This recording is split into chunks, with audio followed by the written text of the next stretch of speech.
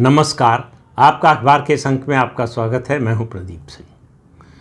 पश्चिम बंगाल विधानसभा चुनाव का कायदे से तो किसी भी समय अधिसूचना जारी हो जानी चाहिए, लेकिन इस बार का चुनाव बड़ी विचित्र परिस्थितियों में और बड़े विचित्र घटनाक्रम के बीच में हो रहा है। पहला मुद्दा तो मतदाता सूची का है। ये देश का पहला चुनाव होगा जब मतदाता सूची फाइनल रूप में बनने से पहले उसका प्रकाशन हो जाए, और ये सुप्रीम कोर्ट के आदेश से हो रहा है।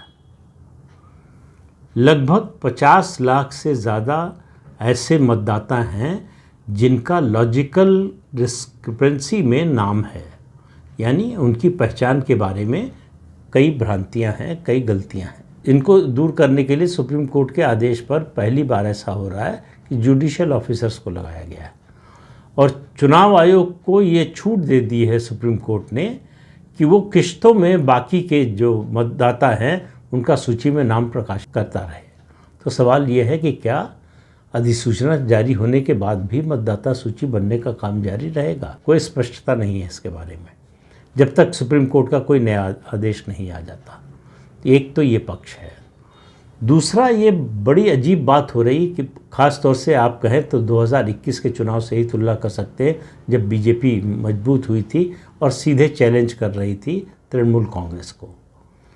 इस बार के चुनाव में ममता बनर्जी और तृणमूल कांग्रेस उनकी जाल बिछाकर बैठी है और बीजेपी उसमें फंसी नहीं रही है।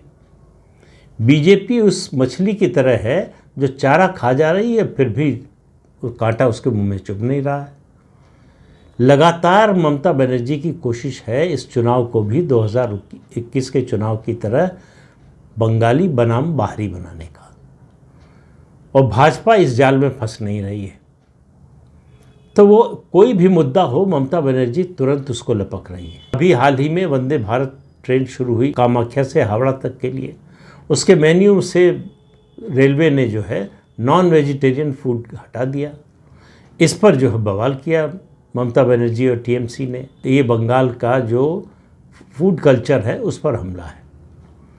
अब सामान्य परिस्थिति में होता क्या कि भारतीय जनता पार्टी कूद पड़ती, इसमें केंद्र सरकार कूद पड़ती और ममता बनर्जी के खिलाफ मोर्चा खोल देती। ऐसा कुछ नहीं हुआ। रेलवे ने चुपचाप मेन्यू में फिर से जोड़ दिया नॉन वेजिटेरियन फूड। अब ममता बनर्जी को कोई मौका ही नहीं मिला इसका विरोध करने का। दूसरा, बिहार सरकार ने एक आदेश जारी किया कि स्कूलों और धार्मिक स्थलों के पास मीट और मछली का विक्रय नहीं होगा, उसकी बिक्री नहीं होगी। अब ये आदेश बिहार के लिए है, इसका पश्चिम बंगाल से कोई संबंध नहीं। लेकिन ममता बनर्जी ने इस मुद्दे को घसीटने की कोशिश की बंगाल में कि ये बंगाल की का जो फिर कहा कि फूड कल्चर है उसके खिलाफ है। टीएमसी का जो सोशल मीडिया सेल है वो एक्टिव हो गया। उसने कहा कि मछली भात खाता हुआ बंगाली भाजपा को चुभता है। भाजपा ने इसका जवाब देने की बजाय, इस पर जवाबी मोर्चा खोलने की बजाय, प्रदेश अध्यक्ष शमिक भट्टाचार्य ने बयान दिया और कहा कि भारतीय जनता पार्टी का पश्चिम बंगाल में मीट मछली के कारोबार पर रोक लगाने का या उसकी बिक्री पर रोक लगाने का कोई इरादा नहीं। अब ये मामला भी फंस हो गया। तो ममता बनर्जी और टीएमसी लगातार बीजेपी को प्रोवोक कर रही हैं कि वो बंगाली बनाम बाहरी के ट्रैप में फंसे, वो इस मुद्दे पर बहस में आए, इस पर चर्चा करें, इस विवाद को जो है दोनों तरफ से जवाबी कव्वाली की तरह एक जवाब इधर से आए, दूसरा उसका जवाब आए। ऐसा भारतीय जनता पार्टी लगातार इससे बच रही है। इसको बढ़ाने के लिए 10 फरवरी को लोकसभा में अभिषेक बनर्जी ने अपने भाषण में कहा कि मैं उस प्रदेश से आता हूं जहां बांग्ला बोलने वाले को बांग्लादेशी बता दिया जाता है, मछली खाने वाले को मुगल बता दिया जाता है, और अगर आप जय बांग्ला का नारा लगाते हैं तो आपको घुसपैठिया बता दिया जाता है। तो अभिषेक बनर्जी को उम्मीद रही होगी कि इस पर भारतीय जनता पार्टी रिएक्ट करेगी। रिएक्ट तो किया भारतीय जनता पार्टी ने, और केंद्रीय गृह मंत्री अमित शाह ने किया, लेकिन न तो संसद में किया और न पश्चिम बंगाल में किया। उन्होंने बिहार जाकर किया। बिहार में सीमांचल के दौरे पर गए वो 2-3 दिन के। वहाँ घुसपैठिया का मुद्दा उठाया, वहाँ डेमोग्राफी जो बदल रही है उसका मुद्दा उठाया, वो सब मुद्दे उठाए जो पश्चिम बंगाल से जुड़े हुए हैं, लेकिन पश्चिम बंगाल का नाम नहीं लिया। वो सब मुद्दे जो है बिहार के बहाने उठाए। अब ममता बनर्जी और टीएमसी के लिए समस्या ये हो गई कि इसका विरोध कैसे करें। बात पश्चिम बंगाल की तो कर ही नहीं रहे। तो बीजेपी ने अपने पिछले चुनाव के अनुभव से, यानी 2021 के अनुभव से सबक लिया है। दो चीज़ें, एक, ममता बनर्जी पर सीधे अटैक नहीं करना है। इसलिए आप देखिए कि लगातार चाहे प्रधानमंत्री हों या दूसरे नेता हों, ममता बनर्जी पर सीधा हमला, सीधा आक्रमण नहीं कर रहे। दूसरा सबक ये लिया, बांग्ला संस्कृति को लेकर कोई ऐसा बयान नहीं देना है जिस पर विवाद हो। इसलिए पहली बार पश्चिम बंगाल की चुनावी राजनीति में पहली बार भारतीय जनता पार्टी जय काली और जय दुर्गा का नारा लगा रही है। 2021 में जय श्री राम का नारा बहुत बड़े विवाद का कारण बना था। ममता बनर्जी ने इसको खूब भुनाया।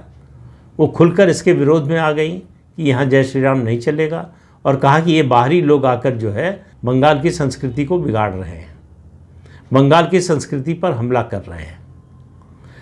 तो ममता बनर्जी की ये बहुत बड़ी स्ट्रेंथ थी, ताकत थी बंगाली बनाम बाहरी की। ममता बनर्जी के उस कार्ड को इस बार बीजेपी बिल्कुल भी चलने नहीं दे रही है।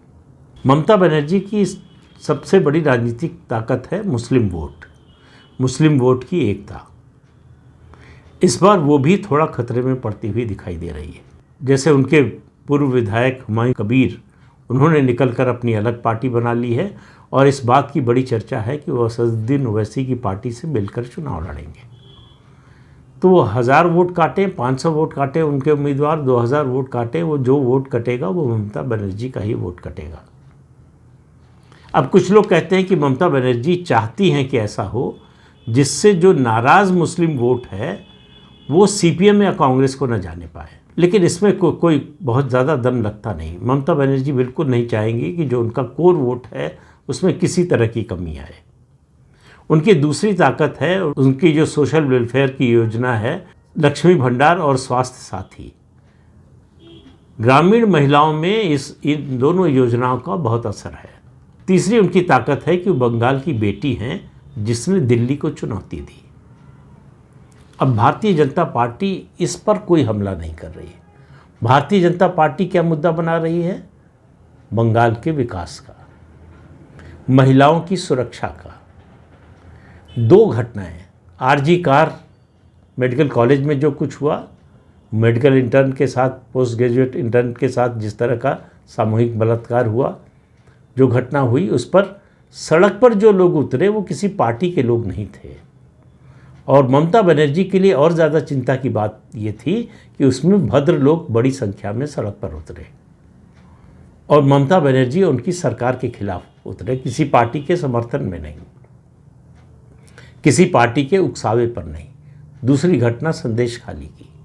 इन दो घटनाओं ने, वैसे तो बहुत सारी घटनाएं हुई, दुर्गापुर में भी जो है एक छात्रा के साथ दुष्कर्म हुआ, उसकी घटना भी बड़ी बनी, बड़ी चर्चा हुई।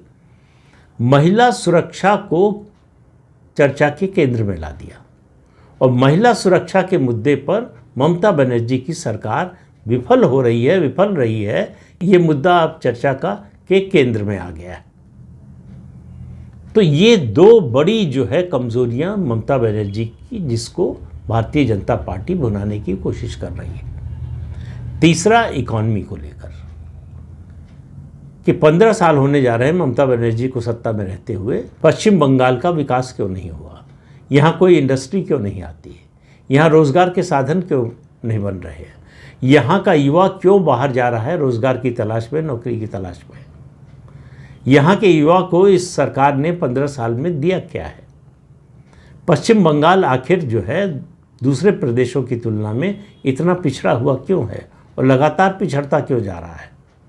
जबकि एक ही पार्टी और एक ही नेता की सत्ता रही है लगातार 15 साल तक। इससे पहले 34 साल लेफ्ट फ्रंट की सरकार रही, उससे पहले 30 साल कांग्रेस की सरकार रही। लेकिन पश्चिम बंगाल जहां था आज़ादी के समय, वहां से लगातार नीचे ही गिरता जा रहा है। तो डेवलपमेंट के मुद्दे पर प्रधानमंत्री नरेंद्र मोदी की जो क्रेडिबिलिटी है वो देश में किसी नेता की नहीं है। तो डेवलपमेंट का मुद्दा जो है उसको बड़े पैमाने पर भारतीय जनता पार्टी उठा रही है और प्रधानमंत्री नरेंद्र मोदी भी उस पर जोर दे रहे हैं। तो कुल मिलाकर इस चुनाव में ममता बनर्जी और टीएमसी की मुश्किलें लगातार बढ़ रही हैं। भारतीय जनता पार्टी टीएमसी के उकसावे में नहीं आ रही है और उकसावे में आकर उनकी पिच पर जाकर लड़ने को तैयार नहीं हो रही है। दूसरा सबसे बड़ा खतरा ममता बनर्जी के लिए एसआईआर है, special revision of electoral rolls, जो सुप्रीम कोर्ट के निर्देश पर और कह सकते हैं सुप्रीम कोर्ट की या कोर्ट की निगरानी में हो रहा है। ये पहली बार हुआ है देश के इतिहास में कि सुप्रीम कोर्ट ने मतदाता सूची के शुद्धिकरण के काम में जुडिशियल सर्विस के लोगों को लगाया है। ये ममता बनर्जी की सरकार के खिलाफ इससे बड़ा अविश्वास और कोई नहीं हो सकता। और ममता बनर्जी ने जितने आरोप लगाए चुनाव आयोग के खिलाफ, किसी को सुनने के लिए सुप्रीम कोर्ट तैयार नहीं हुआ। पूरे मुद्दे पर हर कदम पर चुनाव आयोग का साथ दिया। सिर्फ एक शर्त रखी कि कोई गड़बड़ी नहीं होनी चाहिए, मतदाता सूची से ऐसे लोगों का नाम नहीं कटना चाहिए जिनको मतदाता होने का अधिकार है।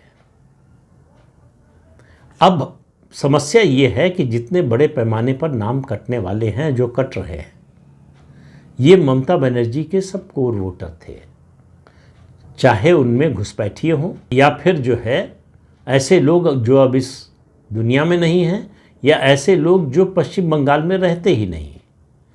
इन्हीं वोटों के आधार पर, इन्हीं लोगों के नाम पर फर्जी वोट डलवाकर पहले सीपीएम जीतती रही, फिर ममता बनर्जी जीतती रही।